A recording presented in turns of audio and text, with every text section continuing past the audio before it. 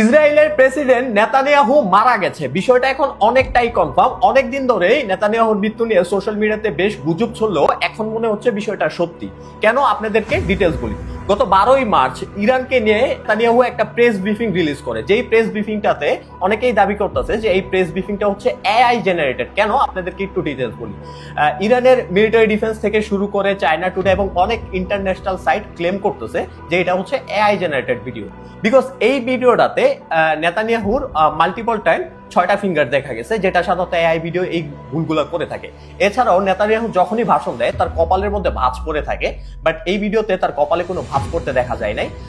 তাছাড়াও হচ্ছে নেতানিয়াহু সাধারণত যেই ধরনের অঙ্গভঙ্গি করে এবার একটু ব্যতিক্রম লক্ষ্য করা হয়েছে, যার কারণে অনেকে মনে করতেছে যে নেতানিয়াহু মারা গেছে এবং হচ্ছে তারা এআই জেনারেটেড করে ভিডিওগুলো আপলোড করতেছে যাতে যুদ্ধের ধামামাটা ধরে রাখা যায়। এখন মুদ্রা কথায় আসি, দেখেন নেতানিয়াহু মারা যাক অথবা না যাক, তাদের যে মিশন সেই মিশনকে তারা সাকসেস করবে যে কোনো ভাবে। এক বিশাল লড়াই হবে, লড়াই। সেই লড়াইয়ে এক পক্ষে থাকবে কুফর, আরেক পক্ষে থাকবে ঈমান। আর সামনে যে নিউক্লিয়ার যুদ্ধ হতে যাচ্ছে আল্লাহু আলাম কবে হবে, এবং এটা হইলে যে কি হবে পৃথিবীর অবস্থা আল্লাহই ভালো জানেন। যে আলেম ওলামায়ে কেরাম তো অনেক দিন ধরেই হচ্ছে চিল্লায় আপনাদেরকে এই জিনিস সম্পর্কে বলতেছে, বাট গতকালকে ভারতের প্রেসিডেন্ট নরেন্দ্র মোদী এই বিষয়টা সম্পর্কে একদম খোলাসা করে দেয়।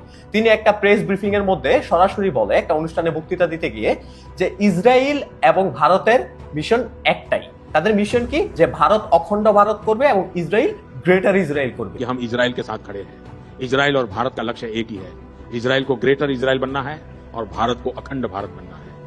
এখন আবু তোয়ার আদনান থেকে শুরু করে অনেক বিজ্ঞ আলেমরা অনেক দিন ধরে এই বিষয়গুলো নিয়ে বলে আসতেছিল। আমরা সাধারণত আল্লাহ রাসূলের হাদিস থেকেও এই সকল বিষয় নিয়ে অনেক আগে থেকেই জানতে পারি। ইসরায়েলকে কেন গ্রেটার ইসরায়েল গঠন করতে হবে? বিকজ তাদের মাসিহা যে দাজ্জালের আগমনের পথ তৈরি করার জন্য, দাজ্জালকে তাদের মাসিহা বলে তারা মনে করে।